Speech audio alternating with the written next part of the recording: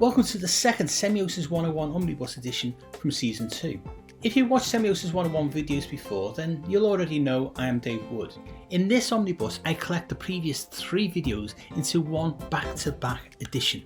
Season 2's semiotic theme is a semiotic Rosetta Stone. For any new viewers joining Semiosis 101, welcome. What this briefly alludes to is the unlocking of Charles Sanders Peirce's semiotic theory of semiosis, sign action, for designers and illustrators. Why? Peirce was a philosopher, a radical thinker, and his semiotic theory is applicable to enhance the designers and illustrators' visual communication abilities. But his writing is very obtuse, hence the need for these Semiosis 101 videos. In this omnibus, we will be focusing on reframing the question, what can semiotics do for me, into a more useful focus on hooking and retaining attention with semiosis. So get comfy, your feet up, subscribe, let us go.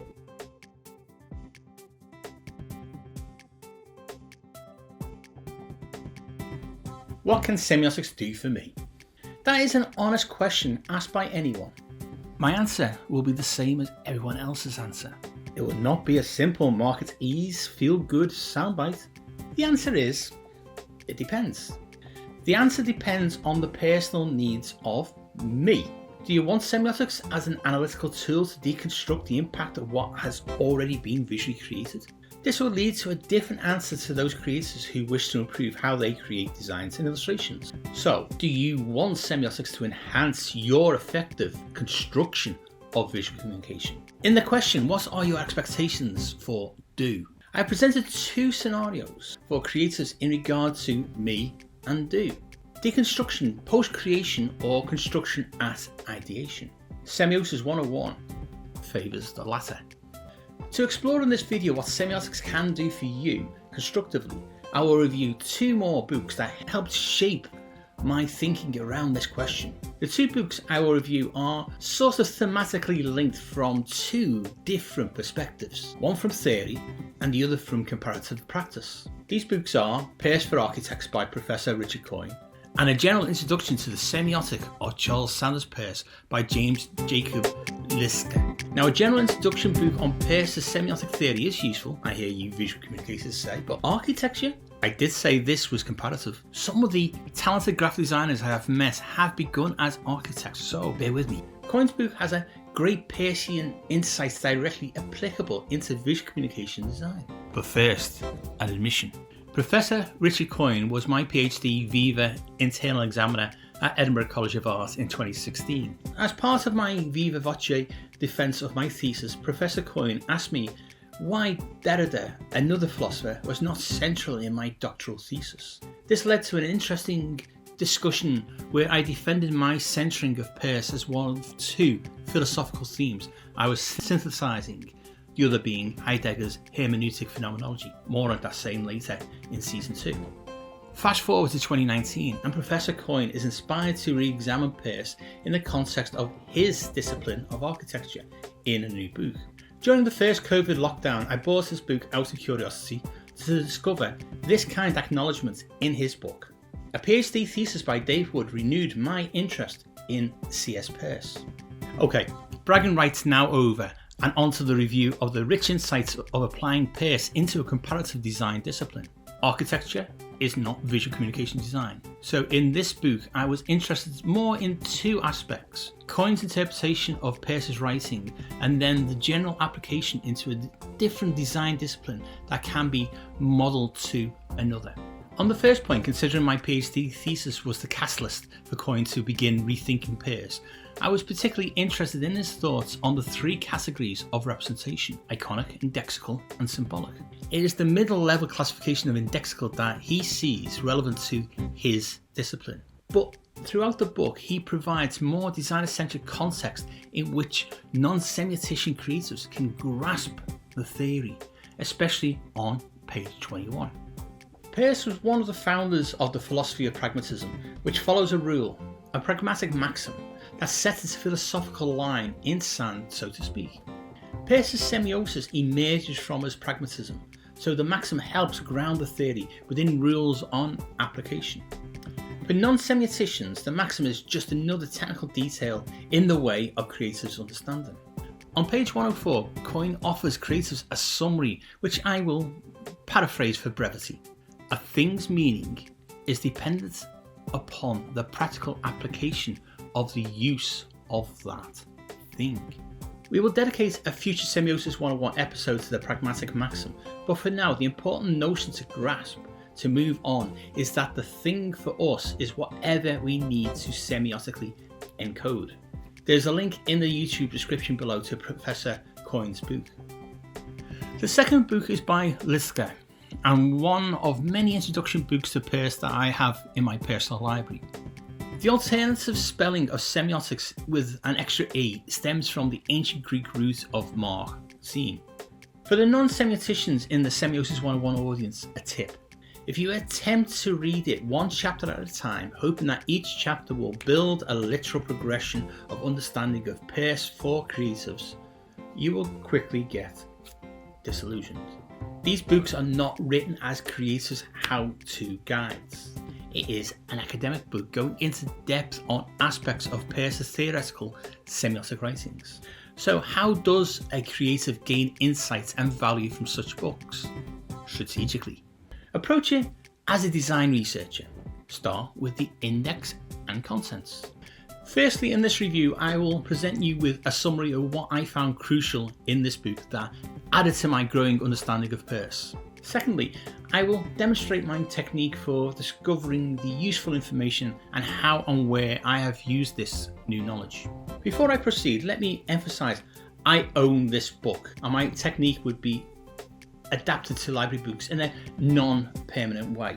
I use colour highlighters. There, I've said it. I permanently annotate in my reference books. I do this while I read so I can quickly find the information again. In library books, I do not. Instead, I use the non-permanent highlighter sticky strips that peel off. Okay, good practice pep talk is over. On to the review of Liska's book. This book is erudite, but my first strategic research reading of Liska's book was part of a literature review. Therefore, I used the index to locate the references to abductive reasoning, more on that in a future episode, and the triadic relation in the determination flow. Through locating a number of pages where variations of those terms appeared, I used highlighter colours to locate them for future referencing. In this episode and the following two episodes, I will be referring to Peirce's semiotic relationship between, in design-centric terms, the concept, its representation, and then interpretation. But there's no chance of a creative finding those terms in such a book index. Peirce's terms are object, aka concept, representament, aka representation, and interpretant, aka interpretation. Liska breaks the operation of these terms down in detail. In his second chapter, Semiotic Grammar, Liska discusses in depth 4 formal conditions that Peirce sets out that a semiotic sign must have. I will summarise these conditions of semiotic sign here in design-centric terms, from which some future Semiosis 101 episodes will then explore. 1. Representative condition. It must correlate to or represent a concept, object. 2. Presentative condition. It must have some sense or depth in its presentation of the representation. 3. Interpretive condition. It must articulate something to someone. 4th, triadic condition. It must mediate itself as a sign through the interrelationship of the first 3 conditions. In the context of the question that began this video, what can semiotics do for me? What do these 2 books do to help answer that question beyond a glib depends? To end this 6th season 2 video, we can straight away say that the question asked at the beginning is not helpful. So let us reframe the question, and here is why. Design, graphic design, interactive, illustration, etc. It's not a selfish act. Design is for someone. The designer is not serving their own needs. The outcome of design is for a target audience. That target audience in Peirce's semiosis is entwined with the designer and client. From the 2 books, you can now see 2 sides to the effect of semiotic encoding of meaning. Come back to Semiosis 101 for the next 2 weeks as we will reframe this week's question in 2 ways. What can semiotics do to help creators encode richer meaning, to hook and maintain an audience's attention?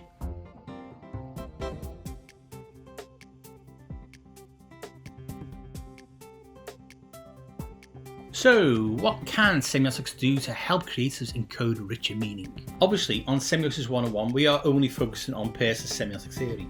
If you want to know why I am not including Saussurian semiotic theory, then check back to my first 3 Season 1 videos. Encode, richer, meaning. These are 3 words that deceptively frame a lot of specialist creative ability. So let us expand what we first mean by these 3 words in the context of visual communication design. If a creative produces a piece of visual communication work, there is an embedded purpose for its creation to communicate something to someone for some purpose. Even in the simplest piece of throwaway design of a flyer, there is an intended, desired action embedded. Buy, come to, do this, protest that, etc. Meaning can be intended to be denotatively attained. This is this. But in our social, cultural existence, these forms of visual communication can be quickly ignored by a sophisticated audience as part of the visual noise of third parties vying for their valuable attention every minute of the waking day. This brings us to the connotative level of communication of messages and meaning. It brings the creative to their discipline's starting point of the client's brief's requirements. But more importantly, it brings the creative to semiotics and encoding meaning. In the context of Semiosis 101, this is obviously in the crafting of visual representations to connect with the target audience, to make the connotative communication more effective. This happens during the ideation period where the aesthetic is crafted. This visual language can be enhanced with more mindful application of semiosis. To enhance the aesthetic, the visual language chosen by the creative that will attract the attention of the target audience needs to be semiotically considered. We're not talking about a creative subjective style here, or what the creative likes, prefers, always does. We are discussing effective visual communication. We are discussing what the target audience needs to see, needs to know, and how they will positively respond. Hence, encoding, qualitatively speaking. Semiosis or sign action says it as it is, the action of the sign. What is the desired action? One that reinforces the message to be visually communicated. How does the visual elements of the communication begin to do this? Well, that is where the chosen visual aesthetic can be crafted through the nesting of various levels of semiotic science to codify the message. In Peirce's determination flow within the sign action, he uses 3 obtuse theoretical terms. I will quickly refer to them to then reframe these using more designer-centric terms. Peirce's determination flows between the object, its representative, to the interpretant, which leads the sign action to reveal the object, and on the semiosis continues.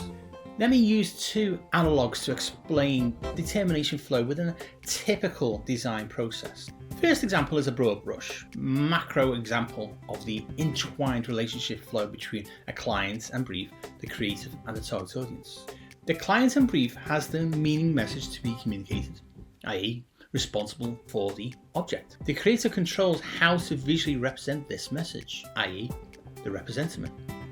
The audience interprets the representation, i.e. interpretant. If effectively encoded through the chosen representation, the audience interprets the intended message. The second analogue to Peirce's determination flow between object representative to the interpretant is at a more micro level.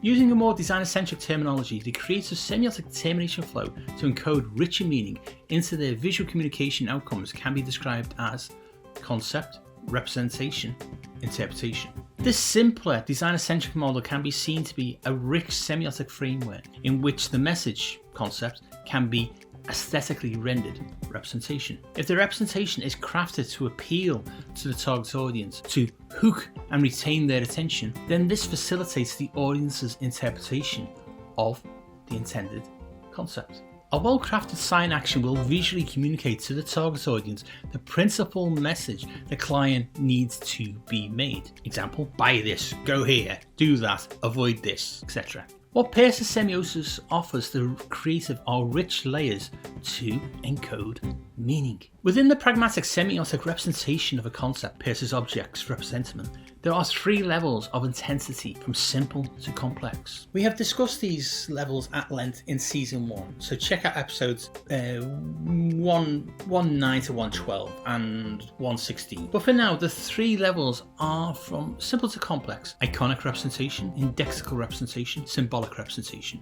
At the iconic level, representation is no more than a visible possibilities of resemblances and shared qualities to things.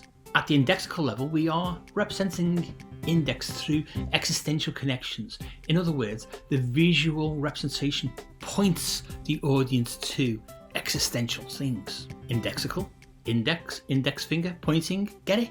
Finally, the highest level of representation is symbolic, and this is socially and culturally learned and agreed. Now, I deal in season 1 episodes with the other meanings of these words. Therefore, let us not repeat pre-existing ground when you can catch up. Maybe pause this video until you have watched the season 1 episodes. What is crucial to understand, even only partially, that the target audience is crucial here to any semiotic sign action creators may encode. A semiotic sign, no matter how long a creator has taken to encode in their aesthetic, will not begin to function semiotically until the audience perceive it as something.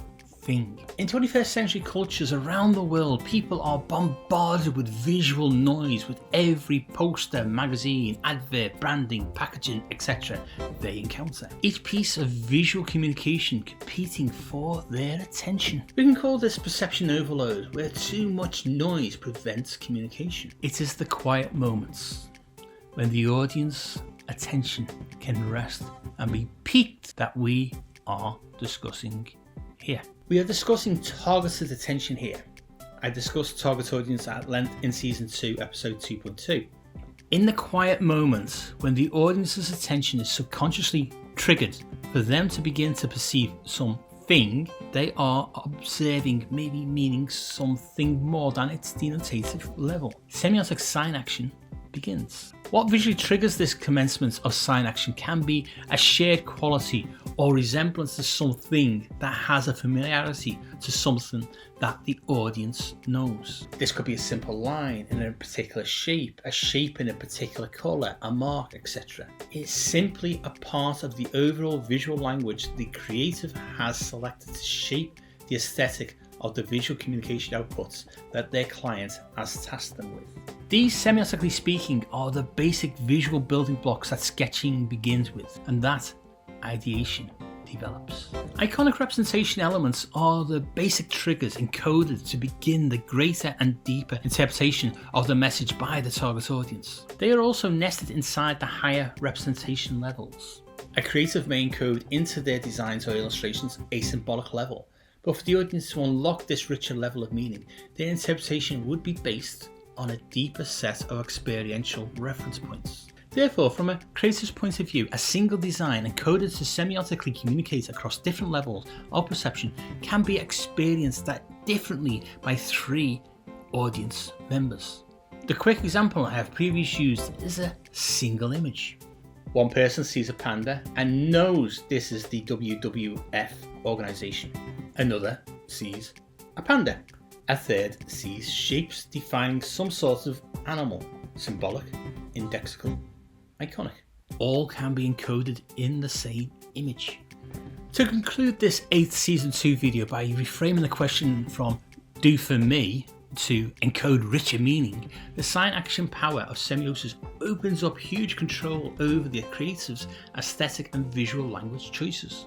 By removing from the process the self-indulgence of me and flipping it to how to trigger perception in the target audience, the value of the creative has just been repositioned. Then, by re-examining do in a new framework of encoding meaning through 3 levels of semiotic representation, the creator's purpose in visually communicating has just become more focused. Come back next week for the next Semiosis 101 episode on crafting your semiotic signs, where you will answer the question on how to use sign action to not only hook but to retain the target audience's attention to give them more interpretation time.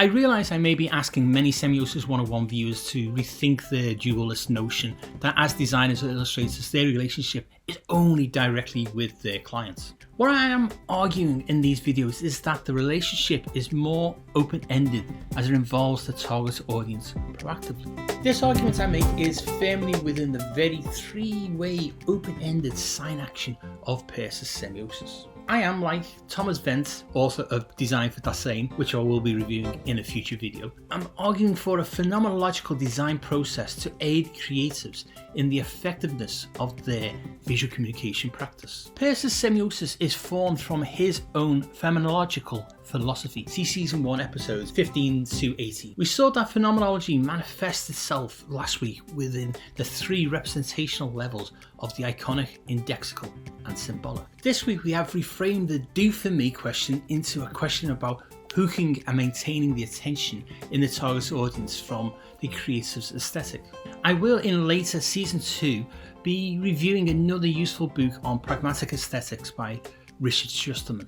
But within Peirce's phenomenology, it's philosophical pragmatic art. With pragmatism, it is how the application works. Within visual communication design, the ideation phase is where the most suitable sign action to facilitate effective interpretation is explored. By involving the audience, even at this stage abstractly, in the ideation helps the creator to find a visual language that will be appropriate to the representation of the concept and facilitates its intended interpretation. A dualist model of a client-creative relationship will not help either the creative nor client. The creative's aesthetic is not the end of visual communication, it is only the device to hook and then retain attention. For the aesthetic to work harder beyond the subjective surface level of decoration, semiosis, if mindfully applied, will aid the creative to maximise its potential in the eyes of the audience. Klaus Krippendorf, in his book The Semiotic Turn, argues for the movement of design thinking to extend beyond the creative through what they design illustrate to create a sense of meaning beyond its parts. This framing of the design process takes into account that design thinking deals with people and their experiences. A phenomenological framework provides the creative with the philosophical space in which to explore the life worlds of their target audience. Phenomenology provides creators with a basis to make and visually test experiential claims. Venn states that design is the process of enacting the human experience through what is designed. A life world is a phenomenological term that encapsulates the notion of a personal lived experience. It is a useful shorthand term within which we can now move the conversation onto how, semiotically speaking, to find ways to hook and retain the audience's attention for a while. Remember, whatever a creative designs or illustrates will be immediately competing for attention amongst all the other visual noise of 21st century existence. What clues can be found within examining the life world of the target audience, which may be useful when developing the aesthetics visual language? This is where the early sketching by creators meets Peirce's first phenomenological level of iconic representation of a concept. It is within these clues the perceptual sign action trigger can be crafted. In last week's episode, we discussed the sign action determination flow between the thing to be communicated, how an encoded semiotic sign for that thing can represent it, and how from that thing's semiotic representation meaning can be extracted from just the sign so the thing can be decoded and understood. Phenomenologically in Peirce, each of those 3 points in the determination flow contain a further 3 levels of complexity. We do not need to go any deeper into that part of Peirce for at least 2 more Semiosis 101 seasons, but I gave a brief outline of these levels in season 1's episodes 7 and 8. What is important from this in the context of this week's episode is what bearing each of the 3 determination flow points have on hooking attention. In point A of the determination flow, the semiotic communication has to begin. The sign has to be perceived, but first it has to be encoded. Peirce calls this the object. From a designer-centric point of view, this term is not very useful. So, in Semiosis 101, I substitute concept as an analog, which will be more conducive to the creator's established design process. In a similar way, at point B, Peirce calls the semiotic sign that encodes the object concept through representing it the representamen. Again, as a creative analog, I substitute the word representation to keep the flow clear in the creative's understanding. Finally, at the point C, the decoded meaning is successfully made, hopefully, from the representamen, representation, as an interpretation. This is my Semiosis 101 analog for Peirce's term of interpretant. The micro-level determination flow explains the flow of the sign action, but semiosis is open-ended. It is not a simple 1, 2, 3, bingo, a process. Semiosis is cyclical, as once the C point of interpretation is reached, further concepts through encoded signs can be discovered, leading the audience deeper into discovering the meaning. It is worthwhile to consider in the sign action determination flow that as C is the interpreted stage, we can at a macro level point of understanding place the target audience as a macro analog of C. Therefore, at this macro level, B is an analog to the creative and A an analog of the client's brief. The starting point of the client's brief for the macro determination flow's objective concept to represent should be thought of more as the summarizing by the client of intent for exploration, rather than a specification list. Are you still with me? Good.